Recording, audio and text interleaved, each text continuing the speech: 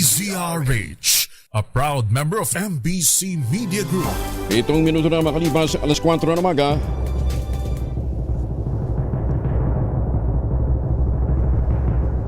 And the Golden Dove for Best Science and Technology Journalist goes to Angelo Palmones, DZRH. Ito na ang 28th KBP Golden Dove Awardee, Best Science and Technology Journalist, si Angelo Palmones sa Magandang Umaga, Pilipinas!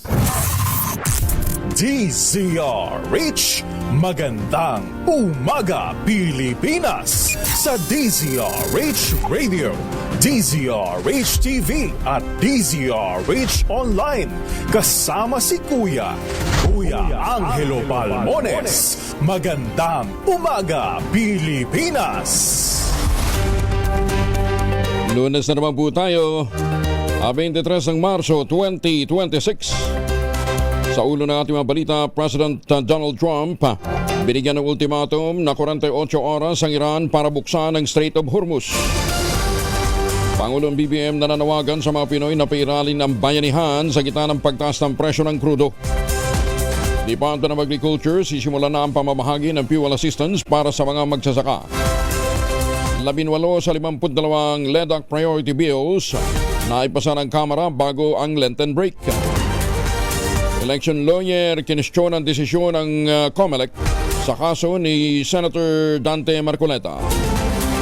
Easterlies magdadala ng mainit at malinsangang panahon na may isolated thunderstorm sa buong bansa.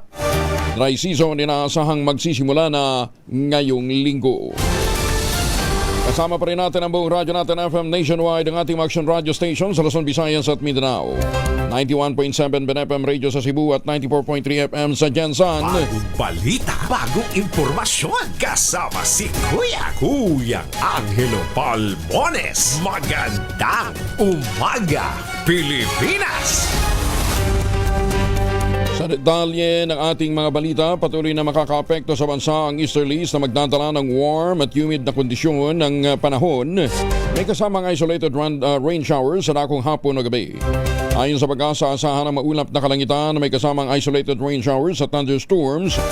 Ang mga nasabing kondisyon ng panahon ay epekto ng easterlies o mainit na hanging nagmumula sa Pacific Ocean, karaniwang nagre-resulta sa mataas na halumigmig at local thunderstorms, partikular na sa dakong hapon at gabi. Bagamat na makararanas ng fair weather ang malaking bahagi ng bansa, nagmabala naman ang pag-asa ng severe thunderstorms ay magre-resulta naman sa landslides at flash floods, lalong-lalo na sa mga vulnerable areas. Samantala, kinumpirma naman ni Grace Castañeda ng Pag-asa, maaaring magsimula na ngayong linggo ang dry season at pagtatapos na rin ng northeast monsoon o amihan season. Halos umabot naman ang 102,000 cases ng tuberculosis o TB ang naitala sa National Capital Region pa lamang hanggang Pebrero 16 ng kasalukuyang taon. Ayon sa Integrated Tuberculosis Information System ng Epidemiology Bureau ng Department of Health, resulta ito ng mas pinigting na kampanya ng mga otoridad para sa prevention, early detection at mabilis na gamutan sa nasabing sakit. Kasabay nito muling nanawagan ang Department of Health, Metro Manila Center for Health Development sa publiko, huwag baliwalain ang mga sintomas ng TB, sumailalim sa maagang screening upang mapigilan ang pagkalat ng sakit, kasabay ng pulganita ng World TB Day. Magandang Umaga, Pilipinas! Timbog ang isang 45 anyos na public school teacher. Ay, hindi pala. Public school principal sa ikinasang Joint Anti-Drug Operation ng PIDEA Region 13 sa Barangay Poblasyon, Tagbina, Surigao del Sur. Sa ulat ng PIDEA, kasalukuyang District School Supervisor rin ang principal sa naturang bayan. Nagugat ang operasyon matapos makatanggap ng impormasyon ng mga otoridad at makumpirma sa isinagawang verification at surveillance ang pagkakasangkot ng naturang principal sa illegal drug trade sa kanilang lugar. Nakumpiska sa operasyon ng 2 plastic sachet, hinihinalang illegal na droga ang laman, nagkakahalaga ng 6,800 pesos at buy-bus money. Nasa kustodiya na ng Tagmina Municipal Police Station ang suspect na principal nakakarap sa kasong paglabag sa Comprehensive Dangerous Drugs Act of 2002. Maganda umaga, Pilipinas! Nananawagan ng tulong ang pamilya Tablate at mga otoridad sa Pasig City para matunton ang kinaroroonan ng 15 anyos na dalagitang 5 araw nang nawawala. Ang pangalan nito Isabel Sophia Tablate, 15 anyos. Huling nakita ito March 18 o Lunes at may kasama itong kaibigan sa LRT Santolan Station bandang alas 5 ng hapon. Huling namataan sa Santolan Bridge na naglalakad umano sa direksyon ng SM Marikina. Siya ay pauwi galing ng kanyang paralan sa Quezon City nang mawala ng kontak ang pamilya. Nakasuot ng gray spaghetti top, dark jeans at white sneakers ang nawawalang si Isabel Sophia Tablate. Ang sinumang may impormasyon ay pwede pong makipag-ugnayan sa pamilya Tablate sa 0961-890-7402 o sa lokal na pulisya ng Pasig o Marikina. Mag-send lamang ng direct message sa account na JR Tablate. Ito po yung ama ng nawawala. O dili kayo ipabigay, alam nyo human sa amin dito sa DZRH. Maganda umaga, Pilipinas! Binabantayan ngayon ng Philippine National Police o PNP ang ilang online games kabilang ang Roblox dahil sa pangamba sa child exploitation. Ito'y kasunod ng mga ulat na ginagamit umano ng ilang individual ang picture ng laro upang manghikayat at magsamantala sa mga menor de edad. Nakikipag-ugnayan ang PNP sa Department of Information and Communication Technology at Cybercrime Investigation and Coordination Center upang maimbestigahan ang lawak ng naturang aktibidad. Ayon kay PNP Chief General Jose Melencio Nartates Jr., hindi papayagan ng pulisyang malanta ng mga bata sa ganitong uri ng online gaming na lubang mapanganib sa kanilang development. Inatasan din ang Anti-Cybercrime Group ng PNP paigtingin ang monitoring sa mga gaming application. Samantala, binigyan ng hanggang katapusan ng buwan ang Roblox upang ipaliwanag ang kanilang mga hakbang para maprotektahan ang mga kabataang gumagamit ng kanilang platform. Patuloy ding minomonitor ng mga otoridad ang iba pang online games at social media application. Ay, magandang umaga kay Senator Risa Ontiveros. Tapang ni Senator Risa, ano Ibinunyag niya yung isang fugitive sa China na nabigyan pa ng nabigyan pa yata ng residency status dito sa Pilipinas, si Mr. Yin na matagal na palang wanted sa China. Gandang umaga, Senator Risa Ontiveros, Kaya lang, Senator Risa, matapos mong ito i-link sa isang online gaming platform, Playtime ba yun? Sen, bakit daw parang hindi Alice Go ang iyong passion dito, Yung kay Alice Go, talagang binugbog niya lang hustos yan po sa Senado hanggang sa ito makulong. Di ba? Oo. Pero bakit dito kay Mr. Yin, Senator Risa? Bakit bigla kang nanahimik? Nakakabingi ang katahimikan ni Senator Risa Ontiveros matapos niya ibunyag ang pagkakasangkot nitong si Mr. Yin dito ho sa Playtime. Magkano? Magkano bang pusta sa Playtime? Hindi ko lang alam. Wala kang pakialam dyan. Hindi ko naglalaro na dyan. Magkano? Magkano nga ang bayad nito sa para makapag-operate dito. Tatanong lang naman tayo Ay, huwag niyo naman lalagyan ng malisya. Nagtatanong lang yung tao. Nanahimik lang naman yung tao. Pambira naman kayo. Yung nilalagyan ng kulay. Halos 200 milyon dolyar o 12 billion pesos nakita ang posibleng mawala sa industriya ng saging ng Pilipinas dulot naman ng lumalalang tensyon sa Middle East. Sa datos ng Philippine Statistics Authority, ang Iran ang isa sa pinakamahalagang destinasyon ng saging mula sa Pilipinas, partikular na galing sa Mindanao. Sa labas ng Asya, ika-4 na pinakamalaking merkado ng bansa para sa saging. Sa katunayan, umakyat ng 81% ang paglago ng kita ng Pilipinas sa pag-export pa lamang ng saging sa Iran noong 2025, katumbas ito ng $97.52 million mula sa $53.79 million noong 2024. Bukod sa Iran, ang mga bansang bumibili ng saging, sakop yung Gulf Cooperation Council at Iraq, nag-ambak naman ng halos $95.5 million nakita noong nakarang taon, at sa kabuuan ng Middle East ay sumasakop sa 12% ng kabuuang halaga ng banana exports sa Pilipinas. May buntag sa mga tigpaminaw natin sa Davao, lalong-lalo na yung mga nandyan ho sa paligid ng Bundok Apo. Saan ka naman nakakita? Protected area. Protected area yan, ha? Gandang umaga sa mga taga-DNR. Protected area, pero sangkaterba ang taniman ho ng saging dun sa taas ng bundok. Ang mahirap po kasi dito dahil nga sa hindi naman sila regulated doon sa pagtatanim ng saging tira dito sa isang side, kaingin, taniman ng saging.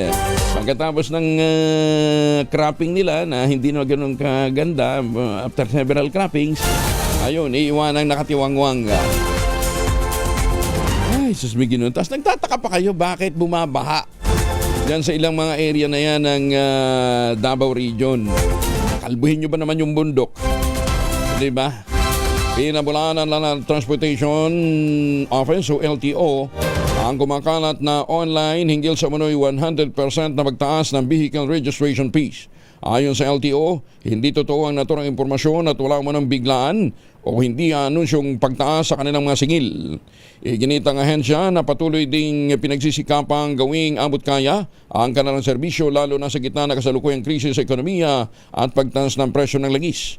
Pinayuhan din ng LTO ang publiko na dumaan lamang sa kanilang mga opisyal na website, social media pages at mga tanggapan para sa tamang impormasyon tungkol sa mga bayarin at serbisyo. Kasabay nito, hinikayat ang ahensya ang lahat na maging responsable sa pagbabahagi ng impormasyon, iwasan ang pagpapakalat ng mga hindi beripikadong balita. Suportado ng Philippine National Police ang panukalang dagdagan ng recruitment quota para sa mga kababaihan.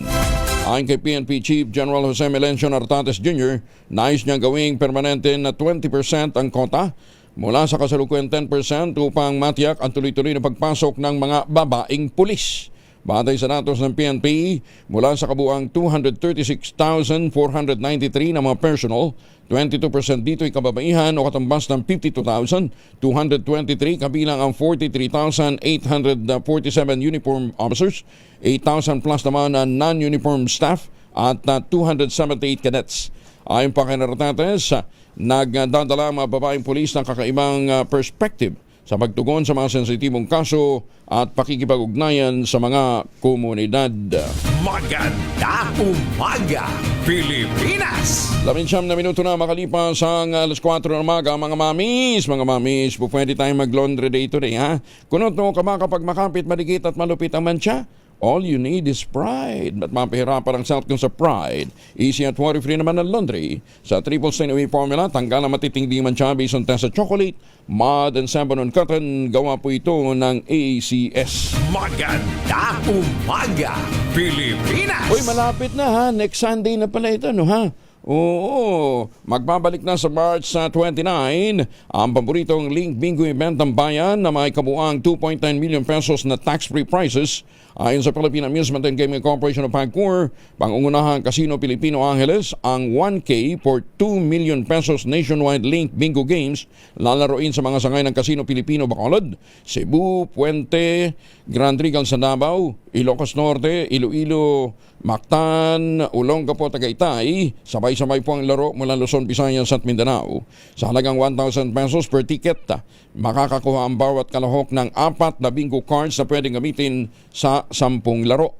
Ang unang siyam na laro ay may guaranteed prize na 100,000 pesos, tax-free.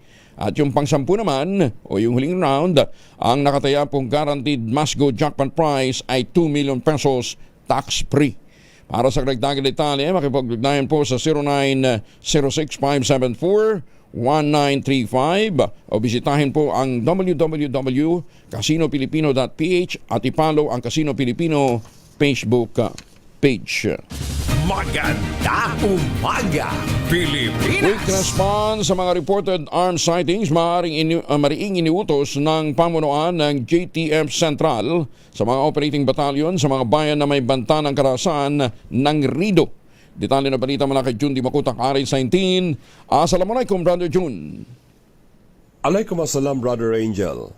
Kasalukuyang nakakaranas sa mapayapang kapaligiran ang mga barangays ng Nabalawag at Lumupog ang magkakatabing barangays ng SJA Barm at Midsayap, Cotabato Province na dumanas ng ilang linggong kaguluhan nitong mga nakaraang linggo. Sa pagkipag-ugnayan ng DZRH kay 6ID and JTF Central Commander Major General Vladimir Cagara, under his guidance kasalukuyang umiiral ang quick response at ang agarang zoning ng tropa sa mga areas sa may mga reported na presensya ng mga armado.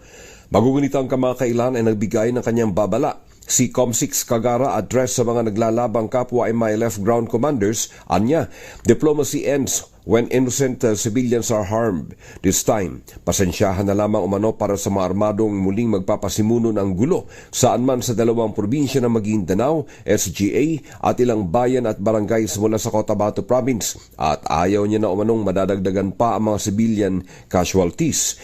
May guidance din si Major General Cagara sa operating battalions na iwasang magkaroon ng anumang violations sa mekanismo ng peace process habang tumutupad sa kanilang mga tungkulin. Bago lamang dahil sa quick response sa mga tropa sa reported sighting sa mga armado sa barangay Gadungan, Talitay, Maguindanao del Norte, nakarecover ang kasundaluhan ng mga dekalibreng armas na naiwanan ng mga armado sa lugar.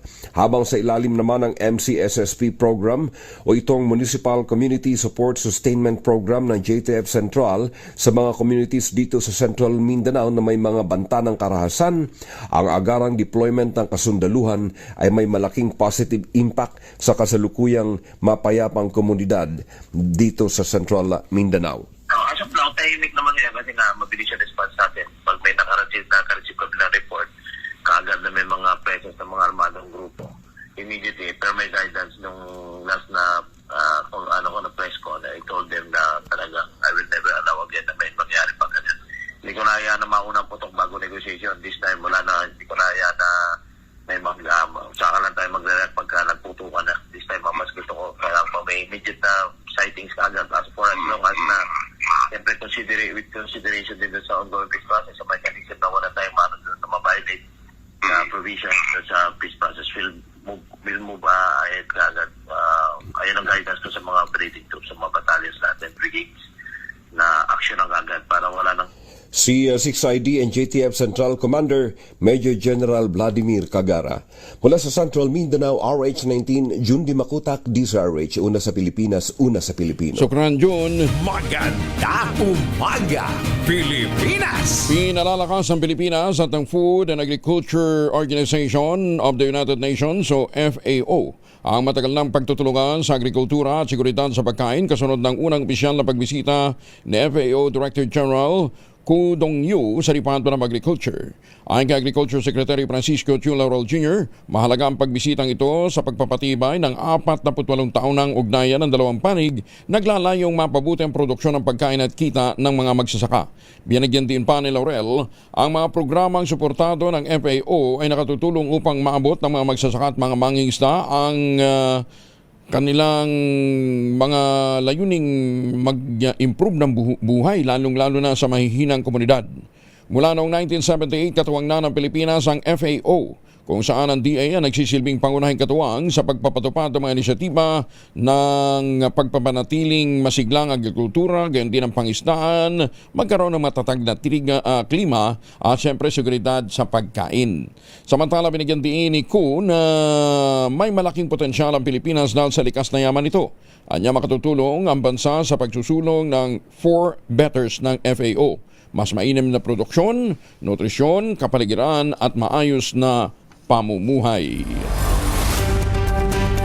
Muling pinagtimay ng Bureau of Customs ang ugnayan nito sa pribadong sektor upang magtagumpay ang kanilang mga bedikain, lalong-lalo na sa 5th General Assembly ng Customs Industry Consultative and Advisory Council o CISAC.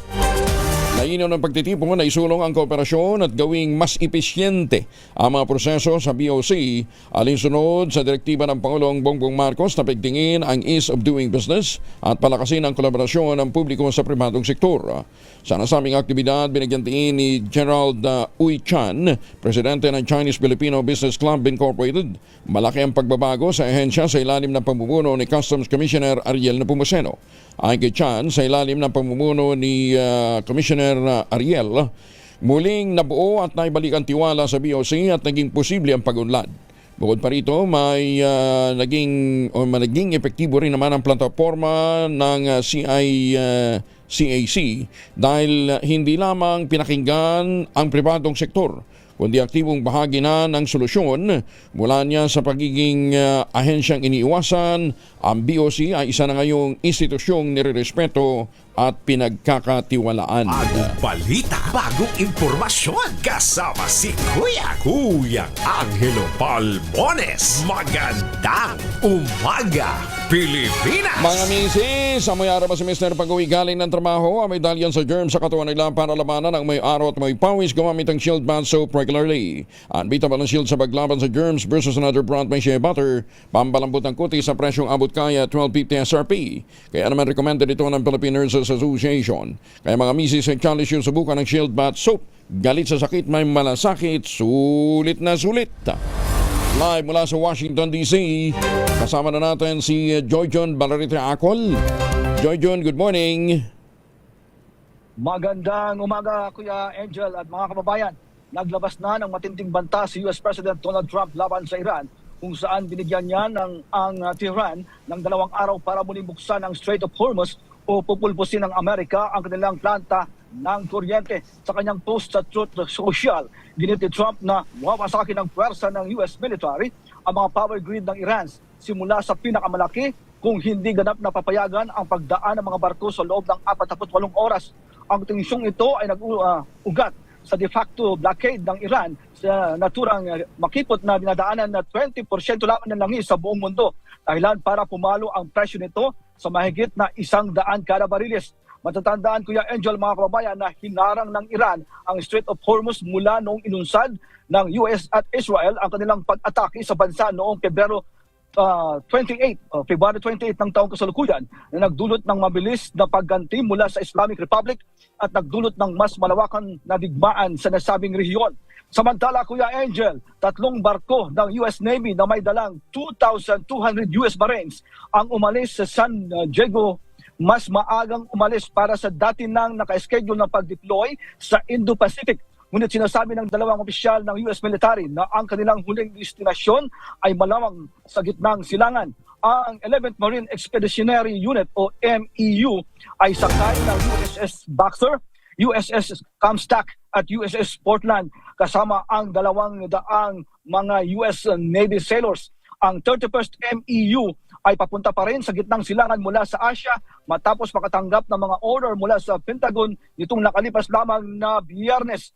Ang mga Marines at barko ay malamang na dumating sa rehiyon sa susunod na linggo. Kuya Angel, ang 31st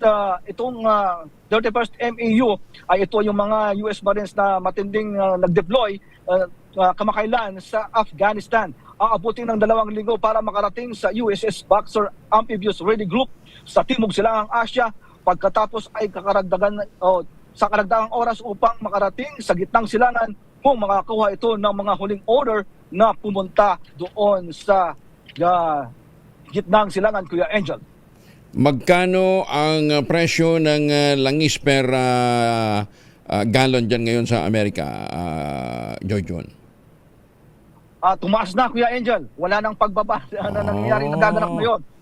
Dito sa amin sa Washington, D.C., kami po ay nasa $4.99 na ang aming regular gas. So almost 500. Almost 500 Correct. per gallon. Ilang litro sa isang gallon? $4.99. Hindi, pero per gallon. ilang tingnan natin yung conversion para malaman natin kung mas mahal ba diyan sa mas mahal ba sa US ang langis, di ba?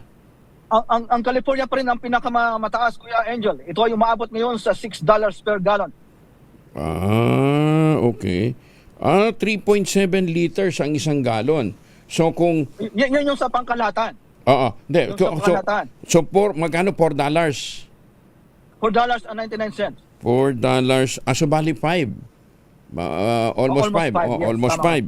5 times 50 dito sa atin ngayon, di ba? 5 times 50. 60. So 250. Almost 60 na. Oo. Kung hindi ako nagkakamali, it's almost 60 na. Sige. Ilagyan natin sa 60. Oo. Times 6, so Isa na natin 300. sa 60 para mas maganda. So 300. Di ba? Oh, 300. tama. 300 tapos 100 plus din. Kasi almost 4 liters eh. Oo, sandali Correct. Dali. Dito na tayo sa para hindi tayo mahirapan. Sandali para makumpara natin kung magkano bang magkano ang presyuhan ng langis diyan. So lumalabas 300, di ba? Tama. 300 divided by 3.7. 3.7. 81. Mas mura. Mas mura pa rin sa amin. Pero naranasan namin ngayon yung mga pagpipila sa mga May rationing na. gasolinahan. May rationing na. Mayroon na. Hanggang Mayroon ilang na. hanggang ilang litro? Hindi ka Wala pa pwede namang mag-full tank. binabanggit. Kung pwede ka pa rin mag-full tank. Pero nararanasan namin dito yung mga pagpipila na.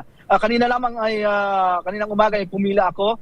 Pero maayos naman ang pila, pero wala pang yung halimbawa dalawang galon, wala pang ganon.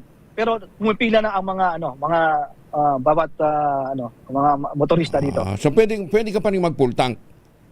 Pwede ka pa rin mag-full tank. Full Yes. tank. Okay. So mas mura pa rin palang gasolina nyo dyan.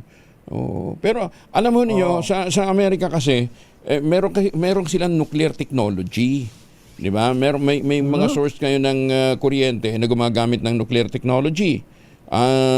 China meron din, 'di ba? Kaya hindi sila masyadong apektado doon sa pagtaas ng presyo, pero hindi ganoon kinakabahan. South Korea ganoon din. Pero sa South Korea may limit na sila, nagbabalak na rin na i-limit ang benta per sasakyan. Tapos sa Nepal pala nag-rationing na rin. Dito sa mga bansang to, halimbawa Japan, China, epektibo yung kanilang mass transport system 'Di ba? Very reliable parang sa Amerika. Sa Japan, pag sinabi nilang ganitong oras darating, pinakamatagal na 1 minutong madidelay. Bakit ho? Hindi sila ganun ka dependent sa sa langis, 'di ba? Meron silang supply ng kuryente. Stable yung kanilang supply ng kuryente dahil marami silang alternative sources. Ay, sus mio. Pero kumusta naman dyan sa Dapat Washington? on time lagi. Kumusta dyan sa Washington? Masyadong mainit ang panahon ngayon. Mainit na. Nagsisimula na kami. Mainit na. Umaabot na kami ngayon sa check ko para makasiguro. Umabot na kami sa 28 degrees Celsius ngayon, Kuya Angel. Parang dito. Papasok na rin sa tag-init. Mainit na. Sige. Joyjon, ingat din dyan Maraming salamat. Thank you. Salamat at mag-ingat kayo. Kuya Angel, balik sa'yo. Maraming salamat. Si Joyjon Belarete ako live mula po sa Washington, D.C. Magandang umaga, Pilipinas! Tayo dito, ang pinoproblema, yung stock natin, good for 45 days. Malapit na maubos. Saan tayo pupulutin pagka naubos yun? Ay, sus, kaya dapat magtipid tayo. Ito yung sa ibang bansa. Ang mga response nila, sa Sri Lanka, meron silang shutdown every Wednesday para makatipid. Sa Pakistan, 2 weeks na walang pasok ang mga eskwelahan para di makatipid. Sa Nepal, may mga rationing na. Sa Pilipinas, ito ang ating response. Masayahin ang mga Pinoy RSTV, pakita nga natin. Kita naman ninyo. Ayan. Ibang Pinoy. Yung mga Pinoy. Meron pa. Ano ba? Yan. UV Hindi Express. di padyak na yung mga sasakyan. Galing talaga mag-isip, tama ng utak ng mga Pinoy. Ano? Isa pa. Yan. Gulat sila. O hindi, motel yan. Hindi nga salinahan yan. Maganda umaga, Pilipinas! At kung naman po ang lakad, ano man po ang lakad nyo ngayong araw na ito, huwag din kalimutan magbaon ng proteksyon laban sa mikrobyo. Natin ngayon, wala si Papa She. Ayan, sige. Si Don Carlos pala, ha? Ang ating makakasama dyan po sa Barangay Santa Ana, Maynila. Ready na ba kayong tandaan ang ating word of the day para manalo ka ng DZRH Mini Component? Eto na! Ang ating word of the day ay subsidy. Ayan, ha? Subsidy. Na. Subsidy. Iba naman po yun. Tragedy yun. Kamukha nang nangyayari sa Pilipinas, may tragedy. Ang sagot, impeachment. Maganda umaga, Pilipinas! 37 na, 38 pala. 38 makalipas ang alas 4.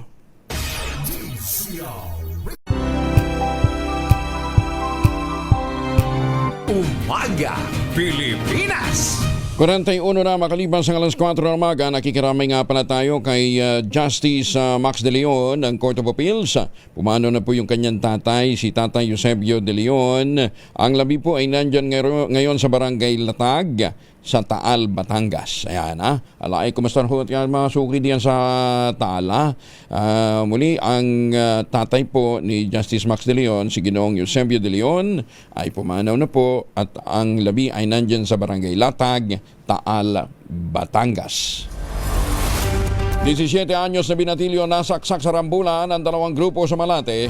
Walang mga magawa itong mga bata ito. 10 oras ng gabi kasi nasa kalye pa. Detalye ng balita mula kay Boy Gonzales sa RH29. Boy, good morning. Good morning, Kuya Angel. Sugatan ng isang binatilyo matapos masangkot sa rambulan ng dalawang grupo sa Malate, Maynila. Kinilala ang biktima na isang 17 anyos na nagtamo ng 3 saksak sa likod matapos ang insidente sa kaban ng San Andres Street. Batay sa investigasyon ng Manila Police District Malate Police Station 9, nagkagulo ang dalawang grupo ng umuni mga menor de edad kung saan nagbatuan ng bato at ang ilan ay may hawak na metal na bagay. Agad na responde ang mga pulis matapos makatanggap na ulat mula sa isang concerned citizen. Isinugod ang biktima sa ospital ng Maynila at tiling nakakonfine. Samantala, 8 menor de edad naman na sangkot sa rambulan ang dinala sa custody ng sumailalim sa medical examination at itiran over sa Reception and Action Center ng Manila Department of Social Welfare. Kinilala naman ang pangunahing suspect sa pananaksak na si Elias Gan, 21 anyos, na kasalukuyang pinaghanap ng mga otoridad. Patuloy ang investigasyon para matukoy ang iba pang sangkot sa insidente, samantalang pinigting ng pulisya ang follow-up operation para sa agarang pag-aresto sa suspect. Ito si Boy Gonzales para sa una sa Pilipinas, una sa Pilipinas. Maraming salamat, Boy. Samantala, ipinahig naman ni Agriculture Secretary Francisco Laurel Jr. Ilalabas na ng ahensya ang 50 million pesos na sub-allotment upang mamahagi ng fuel assistance sa libu-libong mga magsasaka kasabay ng patuloy na pagtaas ng pandaigdigang presyo ng langis. Magbibigay ang programa ng tig 5,000 piso sa 9,570 na mga magsasakang gumagamit ng makinerya. Batay ito sa datos ng Bureau of Agriculture and Fisheries Engineering ng DA. Layunin ng tulong na maibsan ang agarang epekto ng tumataas na presyo ng krudo na direkta nakapagpapatas din sa gastusin sa produksyon at transportasyon sa sektor ng agrikultura. Layunin ng tulong na maibsan ang agarang epekto ng tumataas na presyo ng krudo na direkta nga po nagpapahirap sa ating mga magsasaka. Target ng DA na makatanggap ng tulong ang mga kwalipikadong nakalista lamang sa Registry System for Basic Sector o yung RSBS in Agriculture. Alinsunod dito sa itinakda ng General Appropriations Act habang nakatutok naman ang DA sa mga hindi beripikadong benepisyaryo.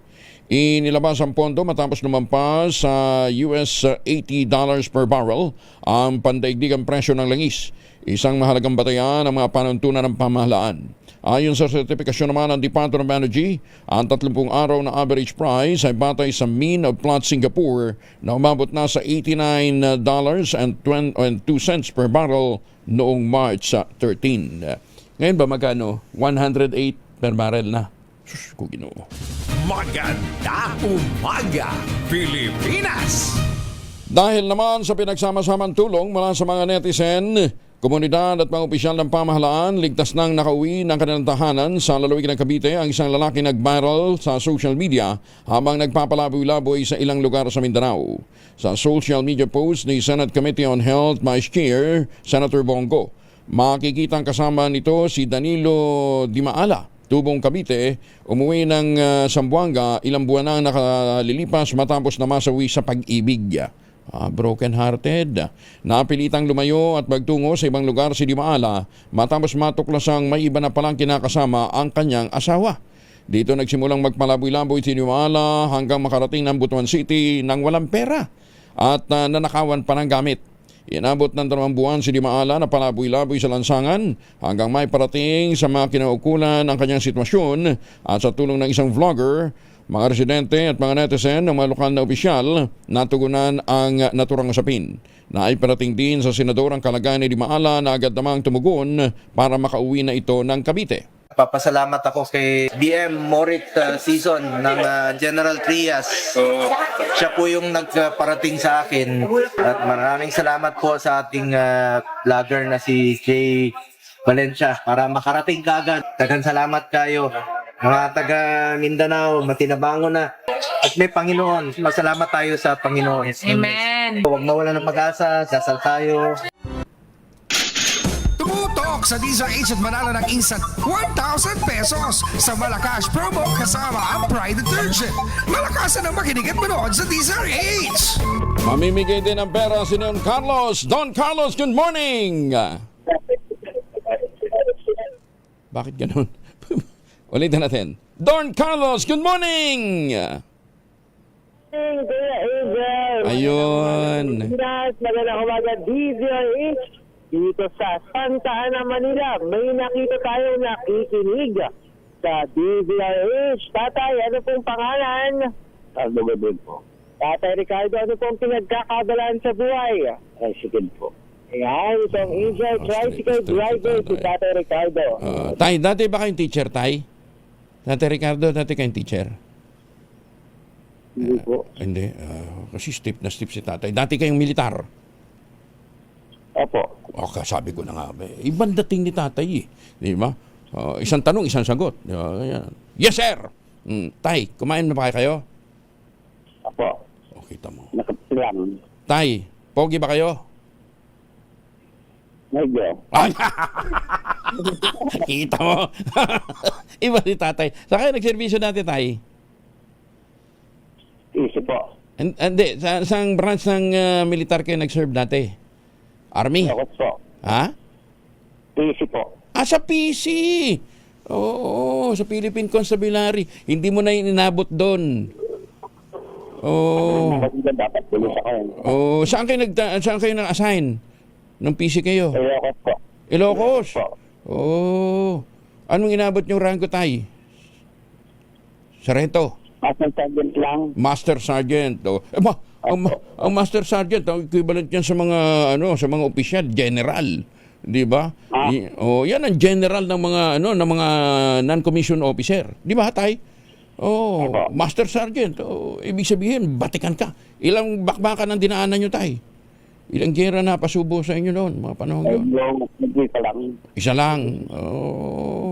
Ayan. Pero takot kayo kay Mrs. Atay? Takot kayo kay Mrs. Hindi naman. Hindi naman. Sabi nila, mga sundalo, takot kay Mrs. eh. Ilan Mrs. Tay? Tay, ilan na Mrs.? Ha? Isa lang po. Isa lang, ayan. Mabuti sa tatay, diretso sumagot eh. Sige, Don, bigay mo na yung tatay. Tipid gimitin ni tatay. Anong probinsya mo, Tay? Ha? Anong probinsya mo? Ilocos po. Ilocos. Nataraki. Nataraki si tatay. Oo naman. Ha? Si Marcos po. Hindi. Kaya nataraki si tatay. Sige, bigyan mo na yung ano. Bigyan mo na yung premyo, no? Done. Dong Angel, dahil isang sagot, isang tanong siya. Tatay, sino po ang paborito niyong radio announcer sa DZRH? Siyempre po, si Angelo Palmona. Ayan, bigyan natin naman. ng 1,000 pesos. Tatay, kapag nahula mo pa ating word of the day, bibigyan ka pa namin ng marami pang papremyo. Ano po yung word of the day natin? Subsidy po. Ayan, ibigay na rin natin ang DZRH medium component atid sa atin ng Astron. Ang official radio set partner ng DZRH, alagang Astron, alagang maasahan. Bigay na rin natin ang ACS Food Grocery at syempre ang pinakabago, pinakababango at pinakamabigat na Bride Detergent with fabric conditioner, Korean Strawberry Bloom with stain-away formula. 2 kilo na yan, tatay, kaya kahit anong dami ng nabahin, pwede yan. Bigay na rin natin kong Angel, sunod-sunod na ang DZRH t-shirt at syempre ang umbrella ng DZRH. Malungkot si tatay, wala talaga sagot tay. Tay, ayan, binigyan ka na regalo tay. Kulang? Maraming salamat. Kulang pa ba? Dagdagan natin, wag ka ano. Ayan. Sige tay. Ilang apo nyo? Tay, ilan na apo nyo? Bali, 3. Bali 3. Siya, sige. Malalaki na. Mga apo nyo. Po, may trabaho na po. May asawa na po. May mga asawa na. May mga apo na kayo sa tuhod. Meron na po. Meron na. Kita mo naman. Sige tay. Maraming salamat tay ha. Opo, maraming salamat din po.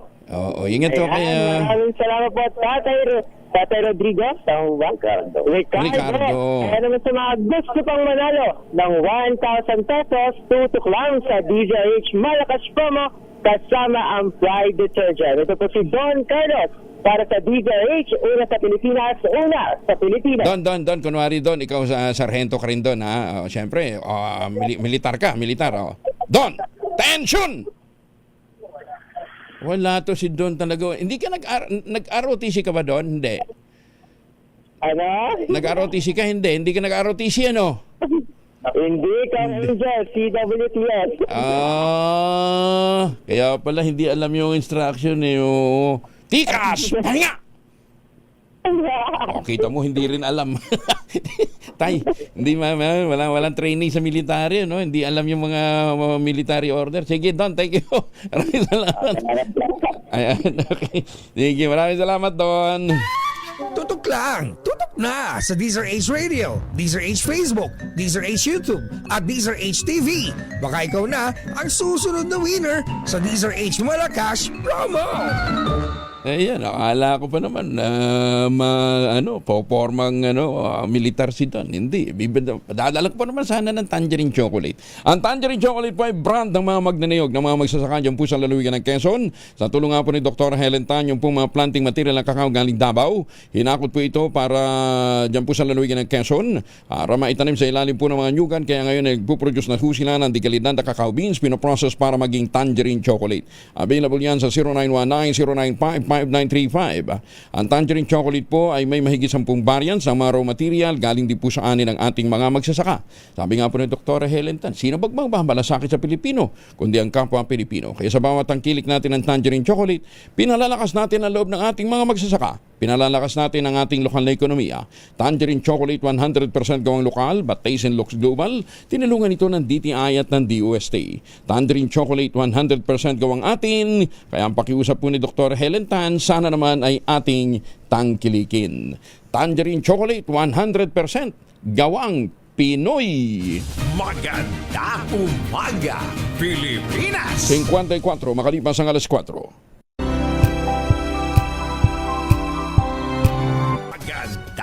Umaga, Pilipinas! 57 na makalipas ang alas 4. Balikan natin ang mga probinsya. Street level individual drug suspect arestado sa bypass operation ng PNP sa Villasis, Pangasinan. Masanto siya kabasani Chikemin sa ating mga kababayan dyan sa Pangasinan. Freddy Pajardo, good morning. Masantos siya kabusan, Kuyang Angel. Doble kasong kinakarap ngayon ng suspek na 28 anyos na binata tubero na residente ng Barangay Lumboy, Villasis, Pangasinan matapos itong mahulihan ng shabu at baril. Batay sa ulat ni Chief of Police Major Simon Paiking, alas 10:40 ng gabi nagsagawa ng anti-drug operation ng kanyang mga tauhan sa Drug Enforcement Team kung saan isang nagkunyaring buyer gamit ang mark money. Nakabili na isang plastic sachet na naglalaman na hinihinalang shabu na tumitimbang ng 0.5 grams at may street drug price na 3,400 pesos kaya agad siyang inaresto. Nasamsam sa suspek ang mark money ginamit sa operasyon at isang kalibre 22 na baril na kargado ng 3 bala. Kinumpis ka rin ng cellphone ng akusado at motorsiklo niyang gamit sa illegal na gawain. Kasong paglabag sa Republic Act 9165 Comprehensive Dangerous Drug Act of 2002 at Republic Act 10591 Comprehensive Firearms and Ammunition Regulation Act ang kinakaharap ngayon ng suspek na nasa likod ng Rias na bakal ng Villasis Police Station. Mula sa Action Radio Pangasinan, ito si Freddy Pajardo, Aris 38 nag-uulat para sa DCRH, una sa Pilipinas, una sa Pilipinas. Maraming salamat, Freddy. 11.2, hindi 1.2, 11.2 million pesos nalaga ng tanim na marijuana. Winasak naman ang otoridad sa lalawigan ng Benguet. Detalye ng balita mula kay Romy Gonzalez, RH41, na imbag na bigat, Romy. Higit sa 11.2 milyong pisong halaga ng tanim na marijuana ang winasak ng mga otoridad sa ikinasang marijuana eradication operation sa lalawigan ng Benguet sa bayan ng Kibungan. 12 plantasyon ang nadiskubre kung saan 5,650 fully grown marijuana plants at 82,475 gramo ng tuyong dahon ng marijuana ang winasak na mga otoridad na may kabong standard drug price na 11,029,400 pesos sa Barangay Takadang at Barangay Badeo sa Kibungan, Benguet. Samantala sa Baco na isang plantasyon na natamnan ng 650 fully grown marijuana plants na may standard drug price na 130,000 pesos ang nadiskubre sa Barangay Kaipa, habang isang plantasyon naman na natamnan ng 4 fully grown marijuana plants na may standard drug price na 80,000 pesos ang nahanap sa Barangay Gadang, Kapangan. Lahat ng nadiskubring tanim na marijuana ay agad na binunot at sinunog ng mga operating troops. Patuloy naman ang sinasagawang investigasyon upang matukoy ang iba pang posibleng taniman ng marijuana sa mga karatig lugar, gayon din ang mga individual na nasa likod ng pagtatanim nito. Ito si RH41, Romy Gonzalez para sa DZRH, una sa Pilipinas, una sa Pilipino. Maraming salamat, Romy. Just like Gina. Higit naman sa 1.6 million pesos nalaga ng sigarilyo nasa Matsaurion, Bataan. Detalye na balita mula kay Danny Kumilang, Aris 37. Danny, good morning. Arestado ang isang 58 anyos na ginang na negosyante matapos ang isinagawang bypass operation laban sa benta ng illegal na sigarilyo sa sitio Araro, Barangay San Vicente bandang alas 4:40 ng hapon nitong araw ng Sabado. Batay sa ulat ng Bataan Provincial Police Office sa pamumuno ni Colonel Marte Salvadora, Provincial Director, ikinasa ang operasyon ng pinagsanib na puwersa ng PIU, Bataan PPO, Orion Municipal Police Station at BOC CIIS ESS Port of Limay. Nagresulta ang operasyon sa pagkakaaresto ng sospek matapos itong magbenta ng 5 kahon ng RGD na sigarilyo sa pusher buyer kapalit ng halagang 11,500 pesos. Nakumpiska sa operasyon ang 7 kahon ng RGD na sigarilyo at 20 kahon ng modern na sigarilyo na may kabuang tinatayang halaga na 1,687,500 pesos. Dinala ang suspect at ang mga nakumpiskang ebidensya sa Orion Municipal Police Station para sa kaukulang disposisyon. Maharap ang nasabing suspect na ginang sa kasong paglabag sa Republic Act 8424 o Tax Reform Act of 1997. Danny Kumilang, RS37, DCRH, una sa Pilipinas, una sa Pilipino. Maraming salamat, Danny. May paaba kay Kayungan sa mga suki natin dyan po sa Pampanga. Ay, naimbag na bigyan sa mga suki natin dyan po naman sa Isabela. Pameban lang dyan po sa Las Vegas, Nevada. Good morning. Si Governor Harrison Chuan, inatasan yung mga mayor paigtingin ang checkpoint operation sa kanilang mga lugar. Bakit? Alamin natin mula kay Jane Galit Bantayan, RS34. Jane, may butag. Sa ginanap na first quarter meeting ng Provincial Peace and Order Council ng Provincial Government ng Northern Samar sa pangunguna ni Northern Samar Governor Haris Unchuan, ay inatasan ni Governor Haris Unchuan ng mga municipal mayor na palakasin pa ang pagpapatupad ng mga checkpoint operations sa kanilang mga nasasakupang lugar. Kasunod ito ng pagtaas ng bilang ng aksidente sa kalsada o mga vehicle accidents na naitala sa siyam na mga bayan sa lalawigan ng Northern Samar. Ang data ay mula mismo sa ipernisinta ng PNP sa ginanap na meeting. Hinikayat na maging katulong sa pag-checkpoint ang mga barangay tanods at hinikayat na pagbabantay nitong mga tanod lalo na kung gabi na layuning matiyak ang road safety at mamonitor itong mga minor de edad na nagmamaniho kung saan ilan sa mga vehicle accident ay sangkot ang mga minor de edad at ang mga nagmamaniho na nasa impluensya ng alak o yung mga lasing. Sa umaga ay hihigpitan pa ang pagbabantay ng PNP, Empuso at LTO upang matiyak na maiwasan ang maksidente sa kalsada. Mula sa Aksyon Radyo Katarman, RH34 Jane Galit Bantayan ng DCRH. Una sa Pilipinas, una sa Pilipinas. Igan salamat, Jane Galit Bantayan. Samantala, pedicab, mga tricycle driver, mga e-bike, pinapayagan ng dumaan sa National Highway dyan po sa Tacloban City. Detalye ng balita mula kay Jimmy Angay-Angay, RH32, maupay nga agad Jimmy. Mga private tricycle, motor cab for hire, e-bike kasama ng pedicab papayagan ng dumaan sa National Highway sa lungsod ng Tacloban. Ito ang sinabi ni Tacloban City Mayor Alfredo Maldizes ang panayam. Hindi lang muna mag-istrikto ang lungsod sa paghuhuli sa mga violators dahil sa kinaharap na tensyon sa Middle East na nagpapamahal ng presyo ng gasolina. Subalit, kailangan lang tumabi sa daan ng mga driver ng MCH, private tricycle, e-bike at pedicab kung dadaan naman sa National Highway. Kung lumabag sa batas trafiko at sa traffic lights ay huliin pa rin ito. Nabatid ng National Highway sa Tacloban ay dating pinagbabawal sa mga tricycle, e-bike, pedicab, MCH, subalit ngayon pansamantalang munang papayagan. Wala dito sa DYVL Action Radyo Tacloban, ito si RH32 Jimmy Angay-Angay para sa DZRH, una sa Pilipinas, una sa Pilipinas. Dagang salamat, Jimmy Angay-Angay. Magandang umaga kay Mayor Senny Mendoza dyan po sa Talisay, Batangas. Ambassador Harry Umping, good morning. At magandang umaga din kay Justice Energito ng Sandigan Bayan. Muli tayo nakikiramay sa pagyao po ng tatay ni Justice Max De Leon. Ang labi ay nakaburol ngayon dyan sa kanilang bahay sa Barangay Latag at Taal, Batangas. Kahapon ang birthday ni Kaador Plato. Belated happy birthday, Kaador Plato. Pinabati ka ng mga suki mo dito po sa DCRH. Nung sa Mayor, si Mayor Senny sa 26, di within this week din. Ilang taon na si Mayor Senny? 51? 52? Wala pa siyang senior. Si Chanel Dominguez muna mula sa Pag-asa. Kasama na natin, Ma'am Chanel, good morning. Magandang umaga din po sa inyo, Sir Angel. Magandang umaga din po sa mga taga-subaybay po natin para po sa ating weather update. Patuloy ang pag-iral ng easterlies or yung mainit at malinsangan na hangin na nagagaling sa dagat Pasipiko dito sa buong bansa natin. Dulot nito, naasahan sa buong bansa natin ang mainit at malinsangan na panahon lalo na sa tanghali hanggang hapon. Mababa naman yung chance ng mga pag-ulan. Kung meron man, isolated rain showers lamang ito o mga panandali ang buhos ng pag-ulan lalo na sa hapon at sa gabi dulot ng mga localized thunderstorm.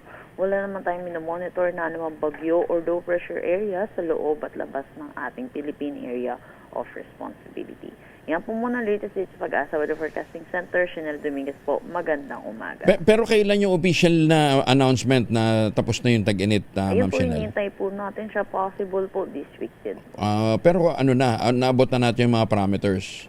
Yes po, dahil wala na rin po tayong epekto ng northeast monsoon sa anumang parte po ng bansa natin. Okay. Maraming salamat, Ma'am Chanel. Good morning. Si Chanel Dominguez mula po naman sa Pag-asa. Magandang umaga, Pilipinas! 6 na minuto na makalipas ang alas 5 ng umaga. This time check is brought to you by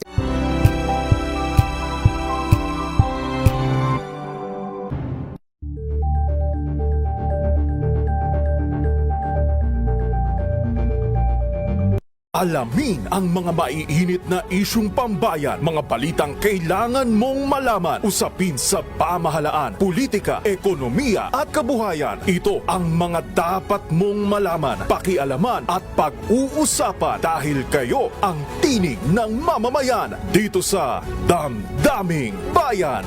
Live sa DZRH Radio, DZRH TV at DZRH Digital. Kasama sina Lakay, Deo Macalma at Elaine Apit. Araw-araw, Lunes hanggang Biyernes. Damdaming Bayan. Manila Broadcasting Company. DZRH, a proud member of MBC Media Group. Bagong balita, bagong impormasyon, kasama si Kuyang Angelo Palmones. Magandang umaga, Pilipinas!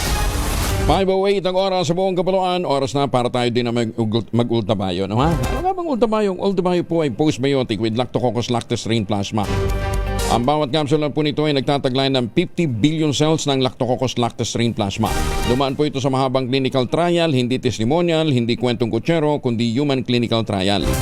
At dahil nga po sa napaka-potent po nito na pagpasok po sa ating katawan, ina-activate po nito yung PDC, itinataboy po nito yung mga toxin sa ating katawan habang tayo po ay natutulog.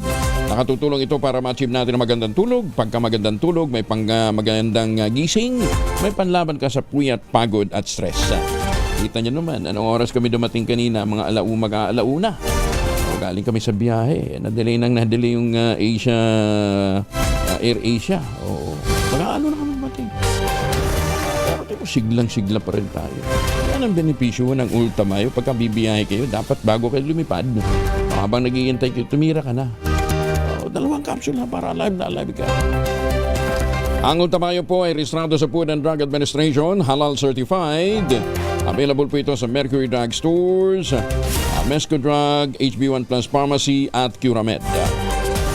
Kung may mga concerns po kayo, mag-text po kayo sa 0931-033-2871.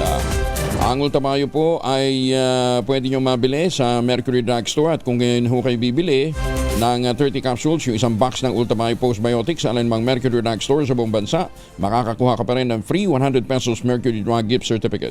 Promo runs until July 31, 2026 only. Per DOH FDA sa our permit number 0981 Series of 2025. Mahalagang paalala ang Ultamayo, hindi gamot at hindi dapat gamitin panggamot sa anumang uri ng sakit. Pag-amyenda sa Oil Deregulation Law para magkaroon ng transparency sa presyuhan ng langis, iginiit ni Senator Tulfo. Detalye na balita mula kay Raymond Delpa sa RS28. Raymond, good morning. Mahalaga na magkaroon ng absolute transparency sa presyon ng langis mula sa mga oil companies.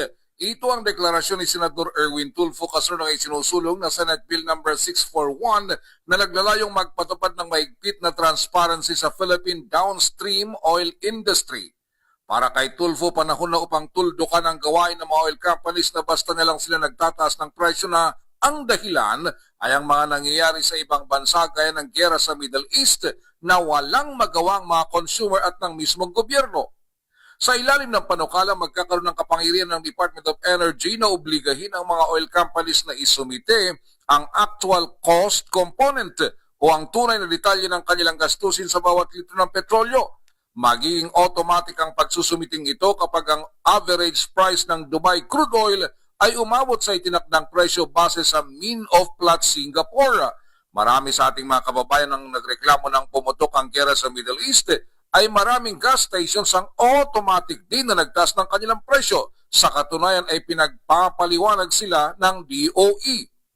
Noon pa man nasa Kamara de Representantes ay kaisa na si Senator Erwin Tulfo sa mga nagnanais na i-repeal ang Oil Deregulation Law.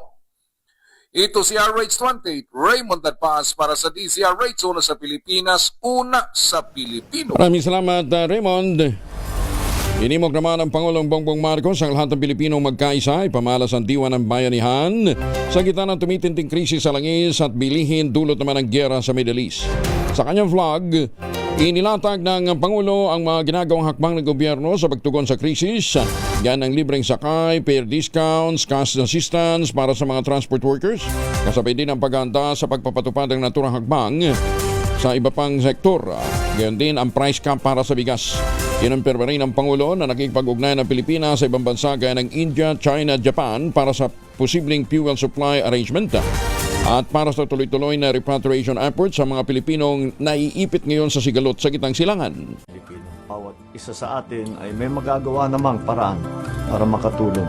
Pagtitipid man, magtulong sa kapwa, o kahit sa pamamahagi ng tamang impormasyon at hindi pagkakalat ng fake news. Huwag naman sana tayong magdagdag pa sa problema. Lahat tayo ay kailangan magtulungan. Alalahanin natin ang pagmamahal natin sa ating mga kababayan. Huwag natin kakalimutan na kapag pinabayaan natin ang isa sa atin, napabayaan na natin ang buong bansa. Tiniyak naman ni Agriculture Secretary Francisco Chula-Ruel nananatiling matatag ang supply ng pagkain sa kabila ng pangamba sa presyon dulot ng magtaas na presyon ng langis na iniuugnay sa tensyon sa Gitang Silangan. Ang bigas ang pangunahing pagkain sa bansa. Ang patuloy na nagsisilbing haligi ng katatagan ng supply. Sa kasalukuyan nga po may hawak ang National Food Authority na humigit kumulang sa 400,000 metric tons ng bumper stock. Sapat upang pakainin ang buong bansa sa loob ng 10 araw, habang lalo pang pinatitibay naman ang stock nito sa kasagsagan ng anihan. At meron pang darating na imported na supply. Pinalalakas din ng Department of Agriculture ang hakbang sa merkado upang manatiling abot kaya ang presyuhan. Kabilang dito mahigpit na pagbabantay sa presyo ng bigas, pag-aaral sa mga posibleng price cap sa imported na bigas, at pagtataas din o pag-aatas sa Food Terminal Incorporated at Planters Product Incorporated na magbenta ng mas murang alternatibong bigas para sa mga mamimili. Maganda umaga, Pilipinas! 13 minuto na makalipas ang alas 4 ng umaga. Sa mga may importanteng lakad, huwag kalimutan magbaon ng proteksyon laban sa mikrobyo. May dalawang formulation ng family alcohol na pwede natin pagpilian. Yung family 70% isopropyl alcohol, especially prepared for clinics, hospital, pharmacies, laboratories, pero okay na okay din po yan for household use. Very effective sa disinfection at sterilization. Ganyan na baksik ng family 70% isopropyl alcohol. Maghapon man natin gamitin, no problem. Hindi po manuno yung ating mga kamay dahil meron po itong moisturizer.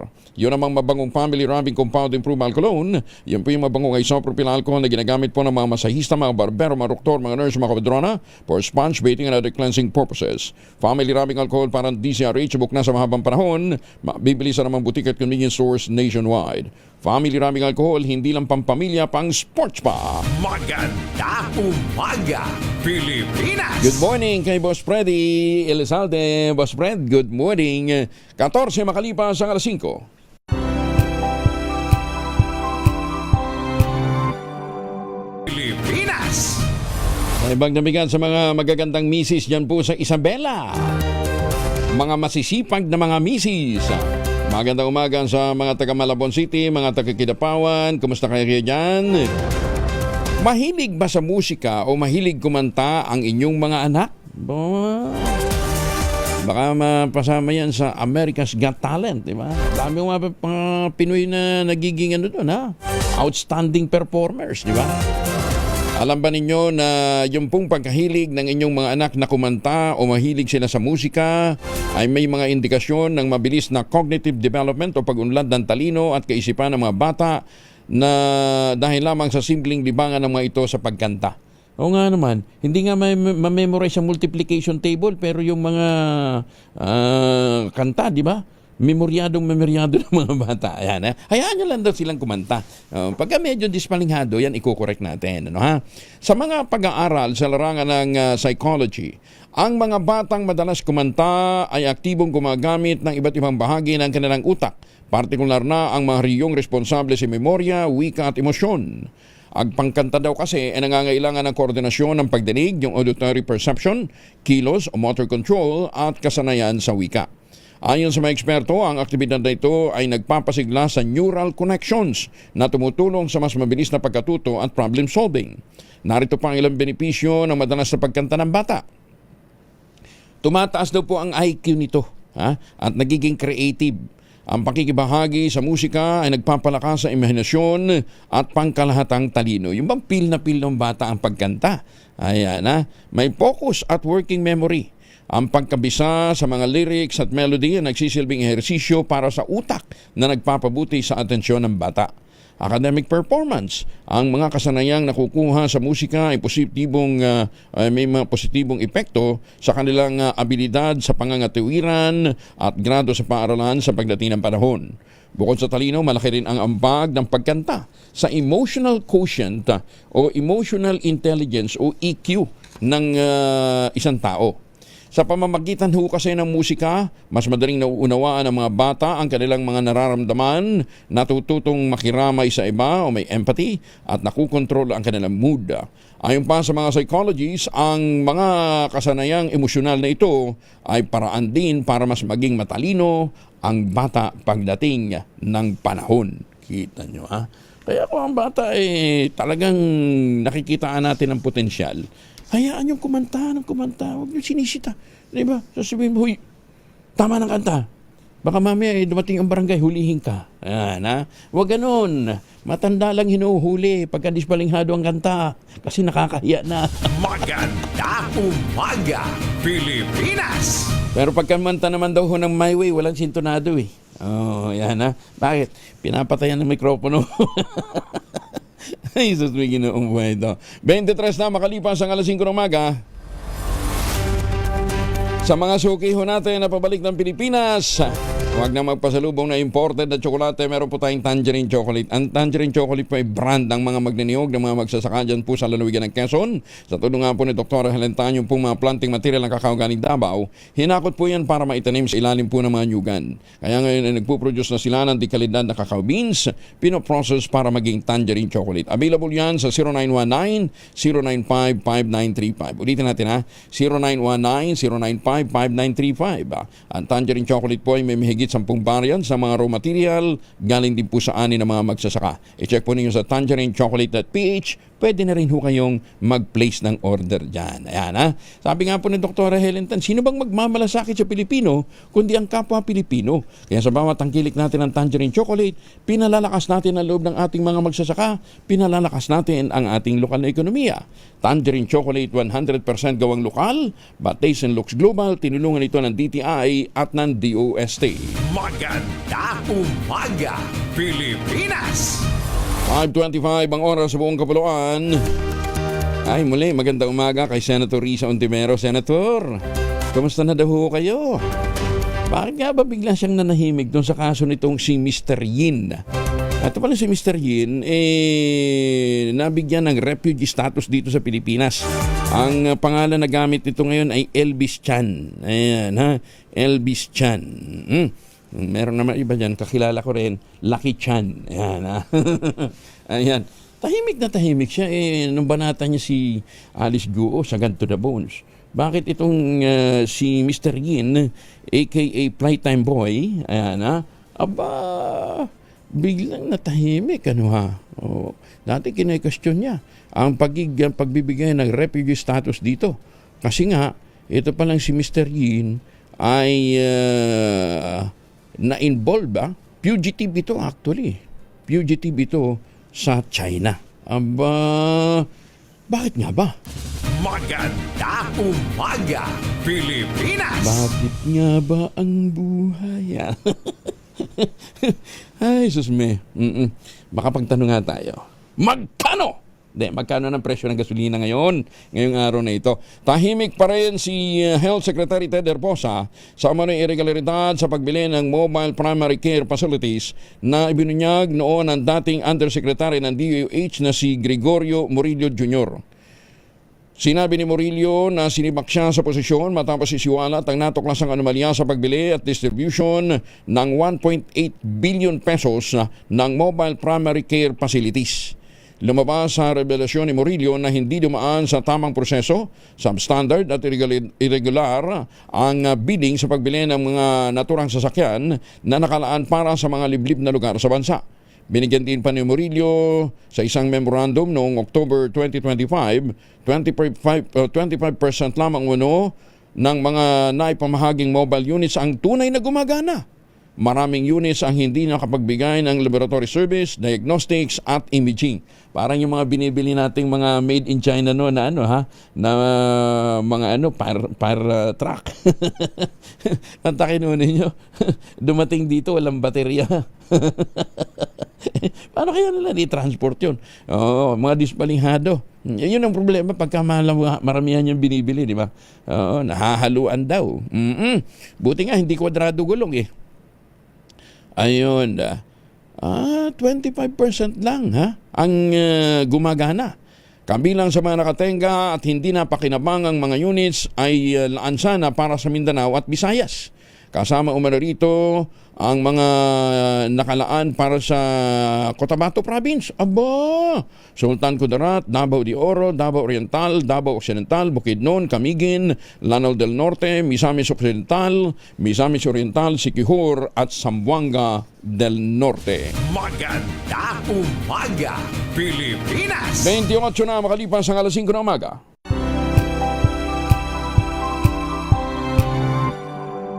Basang alas 5 ng umaga, kanina binabanggit ko, yung ibang bansa, hindi sila masyadong kabado. Bagamat kinakabahan din, may mga measures din sila ginagawa. Hindi nila nakikitang mauubusan kaagad sila ng reserba ng langis. Unang-una, marami silang reserve. Pangalawa, may iba silang mga alternative source ng kuryente. Japan halimbawa, merong nuclear technology yan. Ang China, malawakan. Ang India, ayan. Kasama natin ngayon si Dr. Carlo Arcilla, ang direktor ng Nuclear Research Institute of the Philippines o yung PNRI. Director Doc Caloy, good morning. Kumusta na ho kayo? Magandang umaga rin po. May sipon ng konti pero okay lang po. Ano ng status ng natin? Ng programa natin for nuclear technology, for nuclear power? Actually, dapat malapit na medyo na ganito po Una, kasi ang importante yung meron ng potential operators kasi for example may mga kumpanya malalaki nagsabi na kailangan nila ng nuclear. Isa dyan po ay si Meralco, si MGen. Si MGen nagpatayo sila ng napakalaking solar diyan sa sa Vizcaya at saka Bulacan. 200 billion tera power, 3,500 megawatts yan. Pero 3,500 hectares din. Kasi 1 megawatt, 1 hectare. Pero nakita nila na kulang talaga. Kaya sila mismo talagang very active sila. Ang sinasabi nyo, Doc Caloy, yung ito yung modular hindi yung bataan. Hindi. Okay, ganito. Kasi yung sinabi ko sa Meralco, hindi sa nuclear. Pero kasi nahanap, pwedeng malaki, pwedeng maliit. At saka, ang pinakamabilis actually, tutuusin ay si Bataan pa rin. Problema lang na iipit sa politika At saka hindi ko alam kasi una, ang pagkakaalam ko, si South Korea, may tinapos na siyang feasibility study. Si South Korea kasi, meron siyang plantang umaandar na exact model ni BNPP 40 years ago. Nilicense nila ng another 20 years. So, kung sakaling bubuhay niyan, alam ni South Korea kung paano ang gagawin. At saka, kung ganito yan, pag binuhay mo kasi yan, ang laki na matitipid mo sa fuel, mababawi mo yung pag-rehab mo. Problema lang, hindi makausad-usad kasi may lawsuit yung si Westinghouse dati. At saka baka may alam mo na, may interest groups. Hindi ko alam kasi beyond my pay grade niya. Pero yan po ang pinakamabilis. Kasi kung gagawa ka ng bagong nuclear plant, mga 10 years, so yung sinasabi ng DOE na 2032, yung first nuclear plant natin, hindi pwedeng magkatotoo. Either kung malaki man o maliit. Mas lalo na sa maliit kasi wala ka talagang mabibili ngayon na small modular reactor. Talaga? Bakit? Wala. Kasi wala pang nagagawa Dadalawa lang pa siyang umaandar na small modular reactors ngayon. Yung isa for commercial use. For commercial use. For commercial use. Oo. Pero yung for military use, di ba yung submarine small modular reactor yan? Exactly. Pero hindi pwedeng gamitin yung pang submarine sa kasi ang taas ng kanyang uranium content. Kasi pinagbabawal yan dahil kasi ganito hindi mo pwedeng enrich. Kaya nga, di ba si Iran? Kaya nga nagkakaroon ng gulo doon kasi gusto na lang magkaroon ng highly enriched na uranium. Pwedeng gawing bomba 'yon. Kaya nga ganito, just to give you an idea, yung nuclear plants na commercial, ang kanilang uranium content mga 3 to 5% lang, okay? Ang bomba mga 90%. Yung mga yung mga aircraft carrier, di ba nuclear din yan? Mga ganun din yan. Pero ang kanilang mga reactor, ganun din. Small modular din. Isipin mo ang galing napakaliit na reactor. Yung isang aircraft carrier, 5,000 na tao yan. Lahat ng eroplano, lahat ng sistema niya, powered niyan. Pero yun niya, yung reactor na yan, unlimited lang sa military use, hindi pwede sa civilian. Pero may ginagawa ngayon, kasi ngayon galing na ako sa Amerika last week. Kasi si Trump mismo nagsabi siya na bilisan yung pag-license ng mga maliliit na reactors kasi naiiwan yung US. Sa napakalang demand Ang pinakamalaking demand ay yung sa artificial intelligence kasi ang laki ng energy demand niya. Sabi niya nga sa mga gagawa ng AI, kumuha na kayo ng sarili niyong kuryente kasi mahihirapan yung grid sa inyo. Walang choice ngayon yung mga ganyan. Kaya na lang sila mag-nuclear. Tapos ito, mo ba na yung si Microsoft Corporation, isa sa mga leading yan sa AI, sabi niya, alam mo yung 3 Mile Island dati, yung kaisa-isahan ng nuclear facility na nagkaroon ng accident noong 1970s. May 2-3 plant yun. Isa lang naman ang nakaproblema, pero yung 2 sinara. Sabi nila, buhayin nyo na yung isa, kami nang magbabayad, basta sa amin yung kuryente. So, in the US, magre-restart sila ng ibang nuclear reactors at saka gusto nang gumawa ng marami. Kasi talagang napakalaki ng demand. Ang Germany, balik na rin daw sa nuclear. Yun nga, si Germany, di ba, tawag dyan. Sabi nila, ayaw namin ng nuclear. Tapos ngayon, ang problema dahil umasa sila doon sa kanilang pipeline ng natural gas. Sa Russia, ayun, patay nung giyera. So ngayon, balik sila sa pagmimina ng low quality coal. Ang problema nila sa kanilang nuclear ay karamihan ng mga nuclear staff na nag-retire na. So, mahihirapan sila. At saka doon kasi sa Germany, maraming mga anti-nuclear doon hindi mo maintindihan yung waste daw, may solusyon naman sa ganun. So, hirap. Ang growth po ngayon ang baba ng pangit ng growth ng Germany, ang kanilang GDP kasi hirap sila sa energy. Meanwhile, dito sa Pilipinas. Dito sa Pilipinas. Yan po nakakabuisit. Nakakasama ng loob.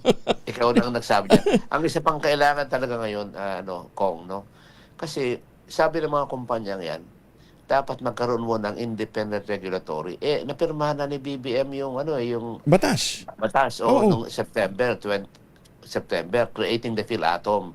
Kasi ngayon, ako, director ng PNRI, regulator, promoter, tapos hindi ako independent, nag-report ako sa DOC Secretary. Sabi nung mga kumpanya, tsaka sabi ng IAA, lahat, dapat meron kang independent regulatory. So, yung batas na yan na pinost ni Congressman Marco Wangco, independent yan. Ang tawag yan, walang cabinet level rank, headed by ng Director General. Dapat mag-appoint na ng Director General niyan para mapondohan na, kasi approved na ginagawa na yung IRR. Kasi, ganyan kasi yan pag meron ka ng independent regulatory, mas bibilis yung nuclear. Kasi ngayon, kasi ang talagang napakaunang priority pag nuclear ay safety. And safety is guaranteed by regulation, independent regulation. So dito papasok yung regulatory power ng PhilAttom. Ng PhilAttom. Sasabihin nila, gagawa kayo ng nuclear plant. Saan ba itatayo? Bago 2 lisensyang bibigay yan. Una, license to construct. Tapos, pag okay na pa construct, license to operate. Safety lang po ang function yan. Yung kung magkano, kumura ang kuryente sa DOE at saka ERC yan. Pero yan ang unang bago ka gagawa, safety muna ang pinag-uusapan. Kasi yan talagang importante po. Baka naman bang ma-appoint si Presidente? Yun yung matagal na namin hinihintay yan kasi anong tawag dyan? Kasi una, ganito, pag nagtayo ka ng PhilAttom, may budgetary hearing yan. Nagba-budget hearing na ngayon. Sinong pupunta doon sa Congress para humingi ng pera? Hindi, kaya nga. Magpuform ka na bang organisasyon? Oo. Meron hubang, marami pa hubang kasing gagaling ho ninyo dyan sa PNRI na pwedeng ilagay sa PhilAttom? Yun ang problema, kukunti lang kami. Yun nga eh. Kunti lang pagpipilian. Ang problema yung mga nag-ambisyon. By the way, ang batas sabi, hindi pwedeng abogado. Ha? Oh. Dapat technical ang head. Correct. Nakalagay sa batas yun. Oo. Kasi mahirap. Marami nag-ambisyon ng mga abogado. May mga ex-general na... Kasi nga, regulatory. Sa regulatory. Baka magpagkita. Dapat napaka-importante po na technical at saka walang kurakot. Kasi hindi pwedeng malagyan yan yung mga tao dyan Kasi mahirap. Oo, mahirap. Yan po. Kaya dapat yun yung mag-appoint na ng ganyan. Kasi, at saka pangalawa, pag may ganyan na, pwede man mag-advise kay Presidente diretso kaya ngayon, hindi ako makapagsalita kay Presidente kasi dami ko pang dadaanan. Ha?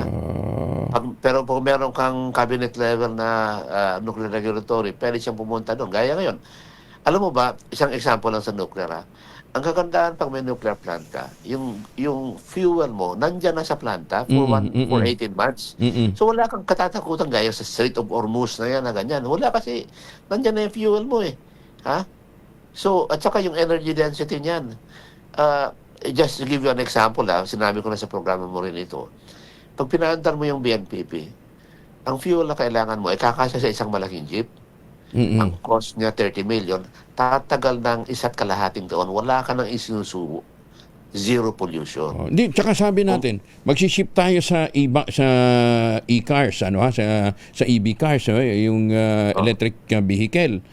Magcha-charge ka sa, totoo, hindi gagamit ng gasolina yan. Kaya lang pagka nag-charge ka ng kuryente, mahal din yung kuryente. Di ba? Exactly. At saka saan ang gagaling ang kuryente mo? Correct. 60% yan galing sa coal na ini-import mo. Oo.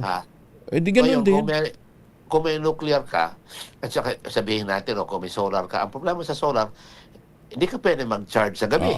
Di base load. Diyan mo sinacharge yung sasakyan mo sa gabi. Kailangan may batteries ka. Sobrang mahal ngayon yung sabi nyo nga, para makapag-produce 1 kilowatt hour, 1 kilowatt, tawag dyan, 1 hektarya. 1 megawatt. 1 megawatt. Ang 1 megawatt, 1 hektarya. Isipin mo yan. Kaya nga, for example, ang katumbas nga noong itong BNPP, 600 hectares. Saan ka nakita ng kanyang kalaking lupa? Tapos flatland pa yan. Tapos available, isa pang importante na dapat malaman natin yung capacity factor, availability. Available na yung solar, 20% maximum. So, ibig sabihin, yung 80% na kapalit yan, yan ang mahal na kuryente. Teka muna. So, pwede mo... Sa human resource, nagde-develop ba kayo? May mga tinitrain ba? Opo, nagde-develop na rin po. Yun nga, actually, saan ba pwede matrain yung mga tao natin? Kasi ganyan, ang kailangan po natin, yung mag-ooperate ng nuclear. Actually, sa nuclear engineer, isa lang kailangan mo sa isang plant. Ang kailangan mo dyan yung mga iba pang engineer. Safety, mga radiation, ganyan. Pero pwede mag-train yan sa South Korea, no? At saka ito, alam niyo po ba, yung UAE, napakayaman yan. Sa langis, Sa langis. Nagpatayo niya ng 4 na brand new na nuclear reactors. Nuclear, galing sa South Korea. Tapos, nakausap yung regulator niya, sabi niya, sa amin, nung ginagawa yan, 1,000 Pinoy na engineers ang involved. May mahahakot na pala tayo doon. Kung sakaling magtayo tayo dito, uuwi yung mga Pinoy na yan. Siyempre, diba, tatapatan mo yung sweldo nila, mas gusto nila lang nandito lang magtrabaho. So, may makukuha tayo. Pero kailangan talaga, yun nga, ganito yan, paano ka kukuha ng mga tao kung wala pang head ng ahensya ng PhilAttom? Ay, sus, may ginoong buhay ito. Ikaw nasa Congress ka dati, di ba? Una, saan kukuha ng pondo yung bagong ahensya? Kung hindi naman... May ginawang maganda si Congressman Cuangco doon sa anong yan. Nakakuha siya ng expiring portion ng universal charge para mapondohan yung PhilAttom. Para sabi niya, hindi lang dependent sa Congress. Kasi baka mamaya may congressman na, ayoko ng nuclear sa akin. Huwag pondohan ng PhilAttom. Patay tayo, no? So, may ano yan. Okay. So may source na, may pwede ng pagkunan ng pondo. Ang problema, pero kailangan mo yung head muna. makasiwa dyan. Ay, sus, Sino pupunta doon sa sa PISAM? Okay. Diba? Para ayusin niya. Kailangan talagang magkaroon na ng head. Mag-appoint na. Okay, sige. Mag-appoint na po. Diyan na muna siguro tayo mag-umpisa. Doc Alay, thank you for joining us. Magandang umaga po. Okay. Salamat. Thank you very much po, Kong. Si Dr. Carlo Arcilia, ang direktor ng Philippine Nuclear Research Institute, na ngayon nabubuset na rin. Matakino ninyo. Mag-a-appoint lang ng head ng Pilatom nung pang last year na ibatas, na isang batas. Hanggang ngayon, ala pa rin. Maganda umaga, Pilipinas! Ambagal naman. Inabutan na tuloy tayo ng giyera sa Iran. 48 na makalipas ang alas 5 ng umaga.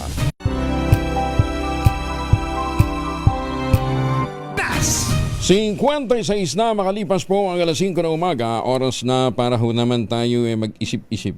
Exercise. Ayan, para sumigla. Yan, nananakit na ba yung mga kasukasuan? Nagkakaringkel? Sumihina na ba ang kalamnan?